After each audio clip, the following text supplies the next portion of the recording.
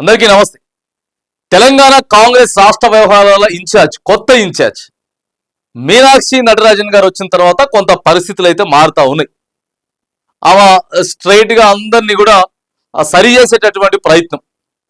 ఎందుకంటే పాత ఇన్ఛార్జ్ ఉన్నప్పుడు ఆ పంచాయతీలు అయిపోయినాయి. దీపాదాస్ మున్షి గారు ఉన్నప్పుడు కరెక్ట్గా పథకాలు ప్రజల్లోకి తీసుకెళ్లట్లేదు క్షేత్రస్థాయిలో. ఇట్లా కొంత ఇప్పటికే సంవత్సరాల లోపే ఎక్కువగా వ్యతిరేకత వచ్చింది అనేటటువంటి అంశాలు ఢిల్లీ అధిష్టానం దగ్గరికి పోయినటువంటి నేపథ్యంలో మీనాక్షి నటరాజన్ గారిని వేసిరు. సో ఇవన్నీ మనకు తెలిసిన విషయం.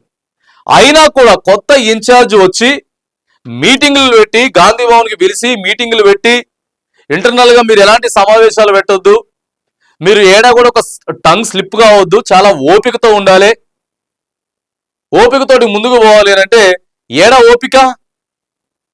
మొన్న ఏం మాట్లాడి రాజగోపాల్ రెడ్డి గారు, ఎమ్మెల్యే రాజగోపాల్ రెడ్డి గారు ఇత్తేంది మంత్రి పదవి ఇవ్వకపోతే ఏంది ఇప్పుడు, ఇక వీళ్ళు ఎట్లా ఇయ్యరు అనేటటువంటి సందర్భాలు కూడా కొంతమంది మాట్లాడితే, జగ్గారెడ్డి గారు తాజాగా సార్ చూడండి మీరు, జగ్గారెడ్డి గారు ఏం చెప్పిండు, ఆల్రెడీ రుణమాఫీ కాలేదో 100% కాలేదు అని చెప్పి అవతల ప్రతిపక్ష నాయకులు ఏ ఊరు కొత్తరో రాండి, ఏ జిల్లా కొత్తరో రాండి అని చెప్పేసి అని అంటే జగ్గారెడ్డి గారు 100% అయిపోయింది, పట్టణం ఏ ఊరికి పోదాం, ఏ జిల్లాకు పోదాం సై అని చెప్పి నిన్న హరీష్ రావు సవాల్ ఇసిరిండు.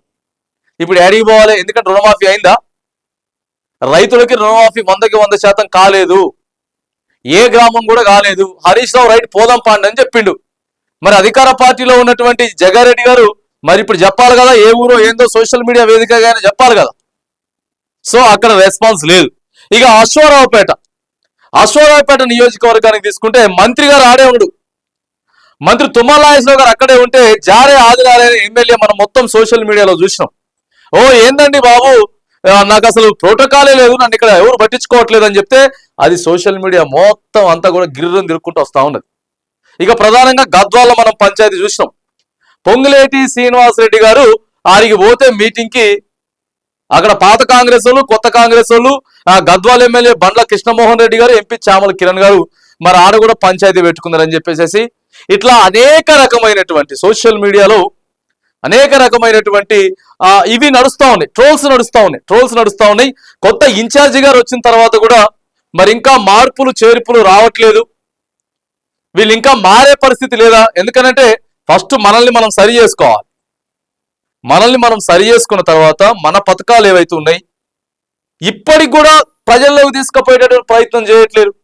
సన్న బియ్యం ఉన్నాయి, సన్న బియ్యం గురించి వెళ్ళి ఆ సన్న బియ్యం మొత్తం కూడా అంత మెతక అవుతున్నాయి, దాంట్లో డస్ట్ ఉన్నది, అవి మంచిగా లేవు. ఇప్పటికే దాంట్లో ఏదో మిల్లు పట్టించిన దొడ్డి బియ్యాన్ని తీసుకొచ్చి మాట్లాడితే ఒక్క ఎమ్మెల్యే అయినా మాట్లాడుతున్నాడా? ఒక్క ఎమ్మెల్యే కూడా లేదు, మేము పర్ఫెక్ట్గా ఇచ్చినాం, మీకు ఇయ్యే శాత కాలేదని చెప్పి ఇంతవరకు పెద్ద పెద్ద ప్రెస్ మీట్లు పెట్టి ఏడా మాట్లాడింది లేదు. మరి ఇదే కదా చెప్పింది, మీరు మంత్రినంటే మంత్రే రెస్పాండ్ అవుతాడు, ఎమ్మెల్యేనంటే ఎమ్మెల్యేనే రెస్పాండ్ అవుతాడు. కానీ ఒక మాట కేసీఆర్ అంటే మొత్తం యావత్తు ఉన్నటువంటి వాళ్ళ నాయకులంతా కూడా అదే చెప్పిరట. కేసీఆర్ నీళ్లు, బిషన్ భగీరథ నీళ్ళు వచ్చినాయనంటే ఇక కేసీఆర్ నీళ్ళు వచ్చినాయి. ఏడా ఊళ్ళున్న ముసలోడు కూడా కేసీఆర్ నీళ్లు, లేకపోతే పెన్షన్ పైసలు రైతు బంద్ వచ్చింది అనుకోండి కేసీఆర్ పైసలు పడ్డాయా? ఏ ఎమ్మెల్యేని హైలైట్ చేసుకోలేరు, ఏ ఎంపీని హైలైట్ చేసుకోలేదు, ఏ మంత్రిని కూడా హైలైట్ చేసుకోలేదు. కేవలం ఒక్కరిని కేసీఆర్ ని మాత్రానికే హైలైట్ చేసి చూపించారు. ఇదే స్ట్రాటజీ మన దగ్గర కూడా ప్లే చేయాలి. ఏదైనా ఉంటే లేకపోతే రాహుల్ గాంధీ, లేకపోతే సోనియా గాంధీ, లేకపోతే మహా అయితే ముఖ్యమంత్రి రేవంత్ రెడ్డి, వీళ్ళ ముగ్గురు పేర్లే వినపడాలని చెప్తే ఏది చెప్పినా కూడా రేవంత్ రెడ్డి ముఖ్యమంత్రి అన్న విషయం కూడా మర్చిపోతున్నారు. వీళ్ళు మర్చిపోయి మేము తీసుకొచ్చినాం అని చెప్పి సొంత డబ్బాలు కొట్టుకునేటటువంటి ప్రయత్నం. ఆ సొంత డబ్బా కొట్టుకునే దాంట్లో ఆ మాట కొద్దిగా అటు ఇటు అవుతా ఉన్నది. ఒక మంత్రికి ఇవ్వాలంటే గదే పంచాయతీ. ఎమ్మెల్యే వివేక్ వెంకటస్వామి వాళ్ళు ఆడగొట్టుకుంటూ ప్రేమసాగర్ రావు జగిత్యాలకు పోతే ఇట్లా పార్టీ బదనాం అయిపోతా ఉన్నది, పార్టీ ఇబ్బంది అవుతా ఉన్నది. ఓ స్ట్రాటజీని మెయింటైన్ చేయండి, కొంత సైలెన్స్ ని మెయింటైన్ చేయండి. ఎందుకంటే 140 ఏళ్ల చరిత్ర కలిగినటువంటి పార్టీ అని చెప్పి ఇప్పటికీ దీపాదాస్ మున్షి గారు చెప్తూనే ఉంటే ఈమె ఆ హెచ్సి భూముల విషయంలో ఏంది మమ్మల్ని పిలిచి మీటింగ్ పెడుతున్నది, డైరెక్ట్ మాకు చెప్పకుండా పోయి ఆమె యూనివర్సిటీలో పర్యటన చేస్తా ఉన్నది, అక్కడ స్టూడెంట్స్ తో డైరెక్ట్ ఏమేమి మాట్లాడుతా ఉందని చెప్పి రివర్స్ లో ఆమెను పంపించేటటువంటి ప్రయత్నాలు కూడా జరిగినాయట. చూడండి ఎట్లుందో కథ. ఇలా సరి చేస్తారని చెప్పి ఆమె నాడికి వెళ్ళి పంపిస్తే ఢిల్లీ దగ్గర నుంచి వెళ్ళి వీళ్ళే ఆమె మీద కంప్లైంట్లు చేసి ఆమెను పంపించేటటువంటి ప్రయత్నాలు కూడా జరిగినాయి. సో అవన్నీ సాధ్యపడవు, ఎందుకంటే రాహుల్ గాంధీ గారు దగ్గరుండే, సో ఆమెకి చాలా సన్నిహితమైనటువంటి వ్యక్తి, ఆమె చాలా నిరాడంబరంగా ఉండేటటువంటి వ్యక్తి, గాంధీజీ ఆవభావాలను అందిపుచ్చుకున్నటువంటి వ్యక్తి. సో అందుకే ఆమె అయితేనే ఇక్కడ కరెక్ట్ అని చెప్పి ఆమెను పంపించరు.